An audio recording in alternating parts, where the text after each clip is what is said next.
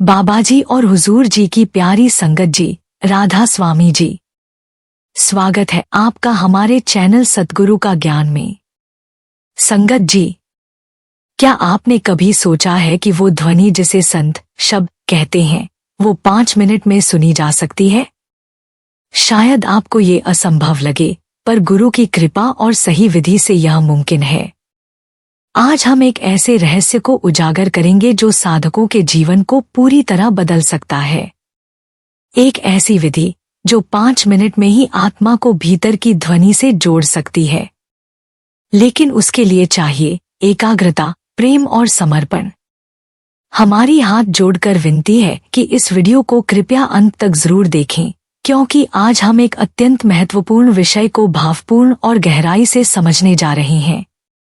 यह केवल एक जानकारी नहीं, बल्कि वह समझ है जो हमारे नाम जप को अर्थवान, जीवंत और प्रभु से जुड़ने वाला बना सकती है। और हाँ, अगर आप हमारे चैनल सद्गुरु का ज्ञान पर नए हैं तो कृपया सब्सक्राइब जरूर करें, ताकि बाबा जी की अमूल्य शिक्षाएं आपके जीवन में निरंतर पहुंचती रहें। संगत जी, शब्द धुन कहाँ से आती है, इसे कैसे सुना जाता है और इसके सुनने से क्या लाभ है, यह जानना हर साधक के लिए अत्यंत आवश्यक है। हमें बार बार शब्द धुन सुनने के लिए क्यों कहा जाता है? क्या हर नामधारी इसे सुन रहा है? नहीं, ऐसा नहीं है। जो भाई बहन नामदान ले चुके हैं वे जानते हैं कि बहुत कम लोग हैं जो वास्तव में शब्द धुन सुन रहे हैं। शब्द धुन तक पहुंचना तो दूर की बात है, अधिकतर नामधारियों को तो यह भी नहीं पता कि शब्द क्या है। शब्द का रहस्य, उसका ज्ञान, उसका अनुभव, ये बातें केवल सुनने तक रह गई हैं। कई वर्षों से नामदान लेकर भी बहुत लोग इसे समझ नहीं पाए हैं। संगत जी, सबसे पहले हमें यह गहराई से समझना होगा कि शब्द धुन वास्तव में क्या है। शब्द कोई साधारण ध्वनि नहीं है जिसे हम कानों से बाहर सुनते हैं। यह कोई भौतिक या सांसारिक स्वर नहीं है। यह अनाहत नाद है, यानी वह ध्वनि जो बिना किसी टकराव के, बिना किसी वाद्य यंत्र या आवाज के आत्मा के भीतर स्वयं प्रकट होती है। यह ध्वनि न कानों से सुनी जाती है, न आंखों से देखी जाती है, बल्कि यह आत्मा के अनुभव का विषय है। जब हम सद्गुरु से नामदान लेते हैं तो वह केवल कुछ शब्दों की डोरी नहीं होती, बल्कि वह नाम एक जीवंत शक्ति है जिसके भीतर वह ऊर्जा छुपी होती है जो हमें शब्द धुन से जोड़ सकती है। बाबा जी कहते हैं, नाम केवल जपने के लिए नहीं, यह अंतर का दरवाजा खोलने की कुंजी है। जो इस कुंजी से भीतर गया वही शब्द की झंकार सुन सका। शब्द धुन वो दिव्य संगीत है जो हमारे असली घर सतलोक से निरंतर गूंजता है। वह ध्वनि, वह कंपन, वह नाद आत्मा को उसका मूल याद दिलाता है। इसे ही कबीर साहिब ने कहा, अनहद बाजे नाद सतगुरु दिया सुनाए। जब साधक सच्चे समर्पण से भजन सुमिरन करता है तब धीरे धीरे भीतर की परतें खुलने लगती हैं। जैसे बादलों के पीछे सूरज हमेशा होता है, वैसे ही मन की परतों के पीछे वह शब्द धुन सदा से गूंज रही होती है। उसे सुनने के लिए किसी विशेष भाषा या क्रिया की नहीं, बल्कि गुरु कृपा, प्रेम और एकाग्रता की आवश्यकता होती है। इसलिए संगत जी, जब हम कहते हैं कि शब्द सुनो, तो इसका अर्थ है उस मूल ध्वनि से जुड़ना जो हमें आत्मा से उठाकर परमात्मा तक ले जाती है। यह कोई मानसिक कल्पना नहीं, यह आत्मिक वास्तविकता है। और जब एक बार यह धुन प्रकट हो जाती है तब साधक का जीवन पूरी तरह बदल जाता है। फिर वो बाहर की नहीं, भीतर की यात्रा पर चल पड़ता है। यही है शब्द धुन का चमत्कार, और यही है गुरु की दी हुई सबसे महान भेंट। बाबा जी कहते हैं, शब्द वह रज्जू है जिससे आत्मा परमात्मा से बंधी है। बस सुनना आ जाए, मुक्ति सहज हो जाती है।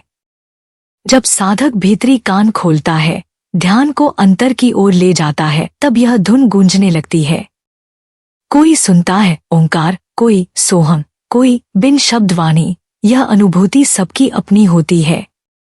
संगत जी, अब प्रश्न आता है, क्या 5 मिनट में धुन सुनना संभव है? क्या वाकई 5 मिनट में ऐसा हो सकता है? हाँ, अगर मन पूरी तरह शांत हो, साधक पूरी तरह समर्पित हो और सद्गुरु की कृपा उस क्षण सक्रिय हो। ध्यान दे, यहाँ समय की लंबाई नहीं, भाव की गहराई महत्व रखती है। कई साधक वर्षों तक बैठे रहते हैं पर धुन नहीं सुनते, और कुछ ऐसे भी हैं जो सिर्फ एक क्षण के समर्पण में उस ध्वनि को पकड़ लेते हैं। जैसे माचिस की एक तीली अंधेरे को खत्म कर सकती है, वैसे ही 5 मिनट की सच्ची साधना आत्मा को शब्द से जोड़ सकती है। संगत जी, अब बात की शुरुआत करते हैं उस अभ्यास से जिसमें एक नामधारी शब्द धुन को सुनने का प्रयास करता है। जब हम भजन करते हैं, चाहे बैठकर या लेटकर, हम अक्सर अपने कानों में अंगूठे डालते हैं। लेकिन कभी विचार किया है कि ऐसा क्यों करते हैं? ताकि बाहर की ध्वनि बंद हो जाए और हम अंदर की आवाज को सुन सकें। परंतु जब ध्यान लगाते हैं तो भीतर वही दिखता है जो बाहर, वही शोर, वही दृश्य। तो फिर अंगूठा लगाने का लाभ क्या हुआ? लाभ तभी होता जब भीतर की अनुभूति होती, जब भीतर का संसार दिखाई देता, भीतर की ध्वनि सुनाई देती। यही कारण है कि आज तक हम शब्द धुन सुनने से वंचित हैं। हम कहते हैं नाम जपो, नाम जपो, लेकिन अगर नाम जप से भीतर कुछ भी अनुभव नहीं होता तो समस्या कहाँ है? कोई कहता है मैं 30 वर्षों से कर रहा हूँ, कोई 40, कोई 3 वर्ष या 6 महीने से, परंतु अनुभव अभी तक नहीं आया। इसका सीधा अर्थ है सुमिरन अभी तक पका नहीं है। जानते हो संगत जी, ये शब्द धुन कहाँ से आती है? सतलोक से, सचखंड से, गौलोक से। जैसे आत्मा उस लोक से इस शरीर में आई है, वैसे ही शब्द भी उसी लोक से हमारे शरीर में उतरा है। यही कारण है कि शब्द को परमात्मा कहा गया है, क्योंकि वह आत्मा के साथ शरीर में निवास करता है। शब्द अपने साथ प्रकाश और धुन भी लेकर आता है, पर हम उसे अनुभव नहीं कर पाते। और जब तक शब्द की धुन को न सुन सके, तब तक नामदान मिलने और न मिलने में कोई अंतर नहीं। जो निग्रही लोग 9 द्वारों से ऊपर नहीं उठ पाते, हम भी वही कर रहे हैं। हमारा ख्याल बहिर्मुखी है, 9 द्वारों के माध्यम से संसार में बिखरा हुआ है। इसी कारण सुमिरन पक नहीं रहा है। गुरु इसलिए कहते हैं सुमिरन करो ताकि ख्याल ऊपर चढ़े।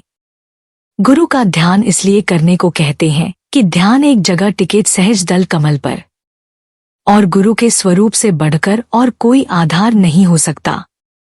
लेकिन वहां भी हमारा ख्याल टिकता नहीं, नीचे गिर जाता है और फिर संसार में भटकने लगता है। तो जब मन ही बाहर है, फिर भीतर कैसे कुछ दिखाई सुनाई देगा? शब्द के ज्ञान से पहले आत्मज्ञान जरूरी है, और आत्मज्ञान के बाद ही शब्द ज्ञान आता है। जब यह ज्ञान होता है, तभी शब्द का प्रकाश और शब्दधुन स्पष्ट होती है। जब हम भजन करते हैं, तब धीरे धीरे शब्द की धुन को पकड़ते हैं और तब समझ में आता है कि यह धुन कहाँ से आ रही है।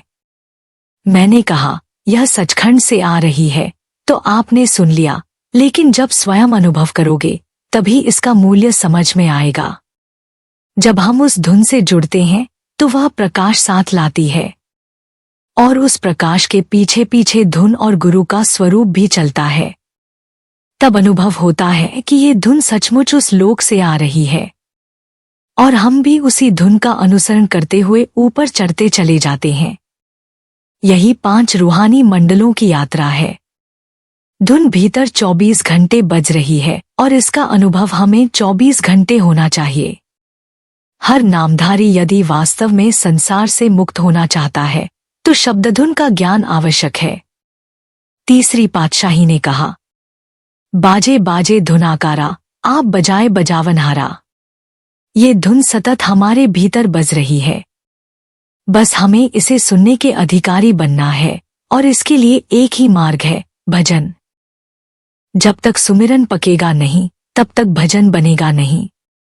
चाहे आप बीमार हैं, रिटायर हैं, खाली हैं, फिर भी अगर मन माया में उलझा है, मोबाइल में डूबा है, तो समझिए आप बहुत कुछ खो रहे हैं। हम अपने बच्चों से अपेक्षा करते हैं कि वे हमारी सेवा करें, पर क्या हमने कभी उस गुरु का कहा माना जिसने हमें नामदान दिया। इसलिए अभी से प्रयास करें। मन को 9 द्वारों से ऊपर चढ़ाइए। जब मन खाली होता है तो उसे संसार की ओर ना मोड़े, ऊपर की ओर लगाए। एक क्षण भी आत्मा शरीर से निकल जाए तो शरीर मिट्टी हो जाता है। आज हजारों लोग हर मिनट मर रहे हैं। हम भूल जाते हैं कल कौन मरा था। एक दिन हमारे साथ भी ऐसा ही होगा। क्या हम भी इसी तरह मरना चाहते हैं जैसे संसार में अन्य लोग मरते हैं? अगर कुछ बनना है तो गुरु ने जो अमूल्य नाम दिया है उसके साथ प्रेम की डोर जोड़िए। बिना किसी आसक्ति के गहरी भक्ति कीजिए। जैसे संसार के विषय हमें बिना सोचे नहीं रहते, वैसे ही शब्द को भी अपने प्रेम का केंद्र बनाइए। चौकड़ी मारकर बैठें, आंखें बंद करें और जब सुमिरन करें तो गुरु का स्वरूप मन में पहले से उपस्थित हो। उसी स्वरूप के सामने नाम जपिए, भाव सहित, प्रेम सहित, आंखों में आंसू लिए। प्रार्थना कीजिए, हे प्रभु, वह रूप दिखाओ, वह शब्द रूप दिखाओ जिसके लिए आपने हमें नाम दान दिया। इस संसार से मोह समाप्त हो जाए, कहीं औरों की तरह हमारे अंतिम समय में भी आसक्ति शेष न रह जाए। आपने देखा होगा, लोग मरने लगते हैं और कहते हैं, बेटा बुला दो, एक बार देख लो, वो खिला दो, अब भी संसार नहीं छूट रहा है। तो यह कैसी भक्ति है, कैसी साधना? पहली पातशाही ने स्पष्ट कहा, हृदय नाम सदा धुन निचल, घटे ना कीमत पाई। बिन नावे सब कोई निर्धन, सद्गुरु बुझ बुझाई। शब्द उसका प्रकाश और शब्द धुन सब हमारे भीतर है। यदि हम अभ्यास करें तो यह प्रकट हो जाएगा और यदि न करें तो यह वहीं दबा रहेगा। जो भाई शब्द धुन सुनने लगते हैं उनके मनोरथ पूरे हो जाते हैं। उन्हें वह सब प्राप्त होता है जो सोच भी नहीं सकते। संसार के पदार्थ बहुत तुच्छ हैं। जो धुन और प्रकाश मिलता है वह ऋषि मुनियों को भी वर्षों तप करने के बाद नहीं मिलता। वह आनंद, वह शांति, वह मोक्ष हमें प्राप्त होता है संसार में रहते हुए भी। शरीर की हस्ती का बोध, आत्मा का साक्षात्कार और फिर शब्द का साक्षात्कार होता है। जब आत्मा शब्द में लीन हो जाती है तब वह आनंद आता है जो भंवर गुफा में प्रवेश के समान होता है। जहां तक ऋषि मुनियों की आत्माएं भी नहीं पहुंच पाईं, वहां सद्गुरु के पीछे पीछे आत्मा पहुंच जाती है और साथ ही कर्मों के बोझ भी स्वतः मिटने लगते हैं। जीवन शुद्ध हो जाता है। क्रोध, लोभ, मोह, वासना, अहंकार सब मिट जाते हैं। कोई शत्रु नहीं रहता, सब प्रिय हो जाते हैं। केवल प्रेम रहता है उस परमात्मा से, उस शब्द से, उस गुरु से। यही सबसे बड़ी कृपा है। यही जीवन का सच्चा उद्देश्य है। यही शब्द धुन का रहस्य है। संगत जी, जब हम भजन सुमिरन करने के लिए बैठते हैं, यह कोई साधारण कार्य नहीं होता। यह वो परम क्षण होता है जब आत्मा स्वयं परमात्मा से मिलने को व्याकुल होती है। यह वह घड़ी होती है जब संसार की सारी हलचलें पीछे छूट जाती हैं और भीतर की पुकार उठती है, हे मालिक, अब और नहीं, अब मुझे तुझसे मिलना है। संगत जी, यह व्याकुलता कोई शब्दों की नहीं होती, यह तो हृदय की वह अदृश्य तड़प होती है जिसे केवल मालिक समझता है। जब एक सच्चा साधक बैठता है तो उसका शरीर तो स्थिर होता है, पर उसकी आत्मा भीतर भीतर रो रही होती है, किसी खोई हुई चीज को वापस पाने की प्यास में। वो जानती है कि यह जीवन केवल खाने पीने, कमाने और मर जाने के लिए नहीं था। यह जीवन एक महान यात्रा के लिए था, परमात्मा से मिलने की यात्रा के लिए। बाबा जी कहते हैं, भजन सुमिरन आत्मा की पुकार है और यह पुकार जब सच्चे प्रेम से निकले तो वो दरवाजे भी खुल जाते हैं जो जन्मों से बंद थे। इसलिए जब भी आप भजन सुमिरन में बैठें तो ऐसा समझिए कि आप किसी साधारण अभ्यास में नहीं, बल्कि अपने सच्चे घर की ओर कदम बढ़ा रहे हैं। और उस समय आत्मा अपने प्रियतम को आवाज दे रही होती है, जैसे मेहंदी लगी दुल्हन अपने प्रिय के आने की आहट को सुनने के लिए आंखें मूंदकर बैठती है। तो संगत जी, इन क्षणों को हल्के में न लें। ये क्षण, ये भजन का समय, ये आत्मा के लिए सबसे बड़ा वरदान है। यह वो दरवाजा है जहां से होकर आत्मा अनहद शब्द को सुन सकती है, प्रभु की उपस्थिति को अनुभव कर सकती है और धीरे धीरे उस शाश्वत मिलन की ओर बढ़ सकती है जिसके लिए ही यह जन्म मिला है। इसलिए इन क्षणों को कैसे जिया जाए, यह जानना अति आवश्यक है। सबसे पहले आप एक ऐसा स्थान चुनिए जहां कोई विघ्न या शोर न हो, कोई आने जाने वाला न हो और आप पूरी तरह से शांति में डूब सकें। यह स्थान केवल बाहरी ही नहीं, अंदरूनी भी शांत होना चाहिए। फिर आप अपने शरीर को सहज अवस्था में रखें, कमर सीधी हो, आंखें बंद हों और शरीर ढीला छोड़ दे ताकि भीतर की यात्रा बिना किसी रुकावट के शुरू हो सके। अब आपका पहला कार्य है मन को बाहर से भीतर खींचना, यानी संसार की सोच, काम, क्रोध, मोह, सभी विचारों को एक एक करके पीछे छोड़ देना। जैसे ही आप अंतर में उतरने लगते हैं, उस क्षण अपने गुरु का स्वरूप अंतर में लाकर टिकाएं। उनके चेहरे की स्मृति, उनके प्रेम, उनकी कृपा की अनुभूति अंतर में बुलाएं। जैसे बच्चा माँ की गोद में चैन पाता है, वैसे ही साधक गुरु के स्वरूप में विश्राम पाता है। अब शुरू करें नाम जप, परंतु मशीन की तरह नहीं, बल्कि उस तरह जैसे कोई सच्चा प्रेमी अपने प्रिय को पुकारता है। हर बार जब आप नाम लें, तो मानिए कि आप भीतर एक और द्वार खोल रहे हैं। शब्द को जैसे जैसे आप अंतर में खींचते जाते हैं, एक गहराई बनने लगती है। नाम जपते जपते अब आप अपने ध्यान को धीरे धीरे कानों पर केंद्रित करें। जैसे कोई बच्चा अंधेरे में माँ की आहट सुनता है, वैसे ही आप भी अंतर की उस ध्वनि की प्रतीक्षा करें। यह ध्वनि कोई घंटी हो सकती है, कोई वीणा, शंख, झंकार या कोई अदृश्य नाद जो बिना बोले बोले जा रही हो। उस पर ध्यान टिकाकर प्रतीक्षा करें। यह प्रतीक्षा कोई आम इंतजार नहीं, यह एक पूरी श्रद्धा से भरा हुआ समर्पण है, जहां आशा नहीं, केवल समर्पण है। बाबा जी कहते हैं कि शब्द पहले से भीतर है, बस मन का पर्दा हटा नहीं। इसलिए बस प्रेम से बैठे रहें, कुछ पाने की इच्छा नहीं, कुछ जानने की चाह नहीं, केवल समर्पण हो।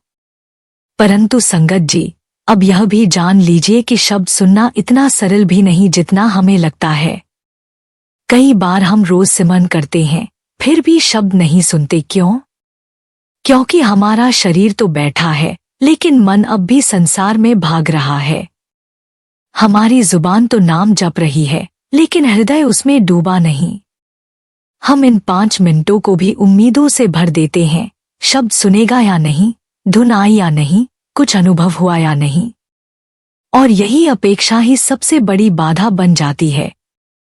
बाबा जी स्पष्ट कहते हैं कि शब्द तभी प्रकट होता है जब साधक चाह से मुक्त हो जाए। न शब्द पाने की इच्छा, न संसार की कोई लालसा।